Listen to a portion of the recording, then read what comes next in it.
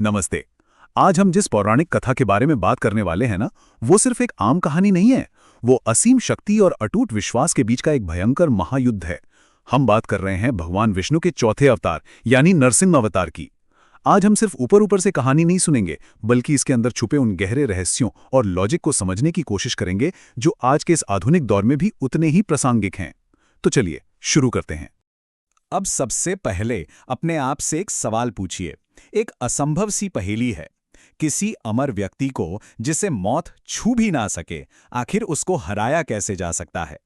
देखिए, इसी एक सवाल ने हिंदू इतिहास में भगवान के सबसे रौद्र, सबसे भयंकर रूप के प्रकटीकरण की नींव रखी थी। आइए देखते हैं कि इस इम्पॉसिबल सी लगने वाली समस्या को आखिर सॉल्व कैसे किया गया। इस कहानी की शुरुआत होती है सत्य युग में। राक्षस राज हिरण्यकाशिपु एक ऐसा अहंकारी तानाशाह था जिसने असाधारण शक्ति पाने के लिए एक घोर तपस्या शुरू की। और ये कोई मामूली तपस्या नहीं थी। उसकी एकाग्रता इतनी कड़ी थी कि ध्यान में बैठे बैठे लिटरली उसके शरीर पर पौधे उगाए। उसका सिर्फ एक ही इरादा था, किसी भी तरह से ब्रह्मांड के रचयिता ब्रह्मा जी का ध्यान अपनी ओर आकर्षित करना। और सच कहूं तो उसकी ये जिद आखिरकार रंग लाई। उसकी महत्वाकांक्षा बहुत बड़ी थी। वो इन तीन लोकों पर यानी स्वर्ग, पृथ्वी और पाताल लोक पर अपना अकेला राज चाहता था। जब ब्रह्मा जी उसकी तपस्या से प्रसन्न होकर प्रकट हुए तो उसने सीधे तौर पर अमरता मांग ली। लेकिन जब ब्रह्मा जी ने साफ कह दिया कि सृष्टि के नियमों के खिलाफ जाकर पूर्ण अमरता नहीं दी जा सकती, तो इस चतुर राजा ने एक दूसरा और भी ज्यादा शातिर प्लान सामने रखा। अब जरा इस वरदान की शर्तों पर गौर कीजिए। ये बहुत इंटरेस्टिंग है। ना कोई इंसान मार सके, न जानवर, न अंदर, न बाहर, न दिन में, न रात में, न जमीन पर, न पानी में और न हवा में। और हाँ, किसी भी अस्त्र शस्त्र से भी नहीं। इसके पीछे उसकी गहराई समझिए। वो बेसिकली सृष्टि के हर ड्युअलिटी यानी द्वैत को मात देना चाहता था। एक तरह से उसने प्रकृति के नियमों को अपने हिसाब से तोड़ मरोड़ कर एक अटूट कॉन्ट्रैक्ट बना लिया था। और ये अनलिमिटेड पावर मिलते ही उसने चारों ओर आतंक मचा दिया और पूरे संसार को मजबूर किया कि सब लोग सिर्फ उसी की भगवान मानकर पूजा करें। लेकिन कहानी में असली ट्विस्ट यहां आता है। एक तरफ है ये क्रूर तानाशाह जो डर और हिंसा से राज कर रहा है, और दूसरी तरफ उसका सामना करने के लिए कोई विशाल सेना नहीं खड़ी है, बल्कि उसका अपना छोटा सा बेटा है, प्रहलादा। जहां बाकी बच्चे खेलने कूदने में लगे रहते थे, वहां नन्हा प्रहलाद शांति से ध्यान लगाता और भगवान विष्णु के नाम का जाप करता। ये सीधे तौर पर अत्यधिक अहंकार और अटूट भक्ति के बीच की टक्कर थी।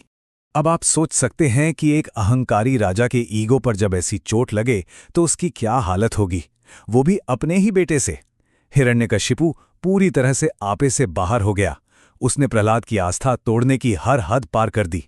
सोचिए, एक छोटे से बच्चे को जहरीले सांपों के बीच फिकवाया गया और ऊंची चोटियों से नीचे गिरवाया गया। लेकिन उसकी एक भी क्रूर कोशिश उस बच्चे की पूर्ण और पवित्र भक्ति के आगे टिक नहीं सकी। प्रहलाद का विश्वास और भी मजबूत होता चला गया। आखिरकार फ्रस्ट्रेशन और गुस्से में आकर अहंकारी राजा ने एक आखिरी कोशिश की। उसने गुस्से में दहाड़ते हुए प्रहलाद से पूछा कि आखिर कहाँ है तुम्हारा ये सो कॉल्ड भगवान? क्या वो यहां इस महल में भी है?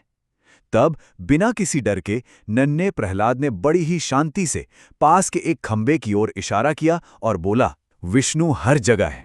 अब इस पॉइंट को ध्यान से समझिएगा, क्योंकि ये कथा का सबसे अहम हिस्सा है। वो इशारा महल के किसी आम खंभे की तरफ नहीं था। ये दर्शाता है ओमनी प्रेजेंस यानी सर्वव्यापकता को।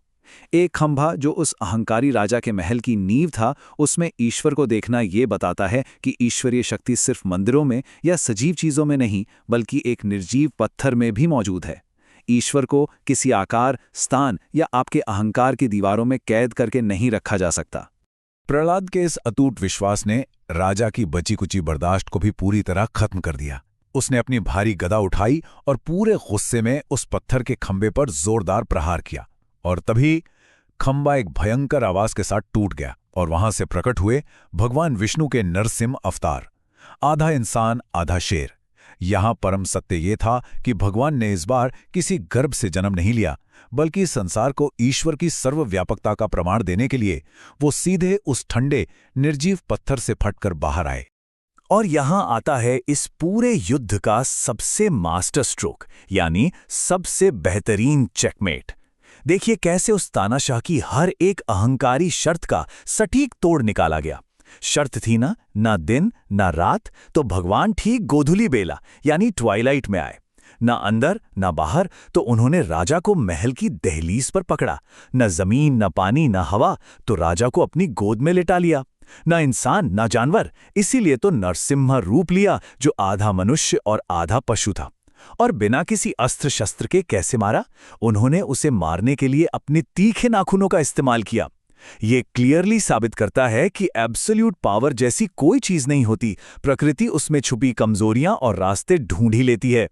इस भयंकर युद्ध और धर्म की स्थापना के बाद अगर हम इस कथा पर विचार करें तो ये हमें ऐसी सीखें देती हैं जो कभी पुरानी नहीं होती। पर्दे के पीछे चाहे बुराई कितनी भी ताकतवर और इनविंसिबल क्यों ना लगे, आखिर में जीत हमेशा सच्चाई और अच्छाई की ही होती है। अहंकार इंसान को इतना अंधा कर देता है कि उसे अपनी खुद की कमजोरियां दिखना बंद हो जाती है। और सबसे बड़ी सीख ये है कि कॉस्मिक बैलेंस बनाए रखने और अपने सच्चे भक्तों की रक्षा के लिए ईश्वरीय शक्ति प्रकट जरूर होती है। खैर, अगर इस प्राचीन कथा को हम आज की लाइफ से जोड़ें तो नरसिम्हा जयंती के दिन मनाया जाने वाला ये प्रसंग आज भी उतना ही जरूरी और पावरफुल है।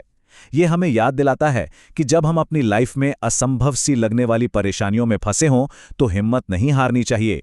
अपने से बड़ी किसी शक्ति पर पूरा विश्वास रखने से हमें मुश्किल समय में भी आगे बढ़ने की ताकत और साहस मिलता है। तो आज की इस चर्चा को समाप्त करते हुए मैं आपको एक आखिरी सवाल के साथ छोड़ना चाहता हूं। सोचिए जरा, यदि हम अपनी रोजमर्रा की चुनौतियों में उस छिपी हुई ईश्वरीय ऊर्जा को पहचानने लगें तो क्या असंभव दिखने वाली मुसीबतों का सामना करने का हमारा नजरिया पूरी तरह नहीं बदल जाएगा? आज के इस सफर में मेरे साथ जुड़ने के लिए धन्यवाद। और हमेशा याद रखिए, साहस और अटूट विश्वास में इतनी ताकत होती है कि वो सबसे असंभव और अटूट चक्रव्यूहों को भी तोड़ सकते हैं।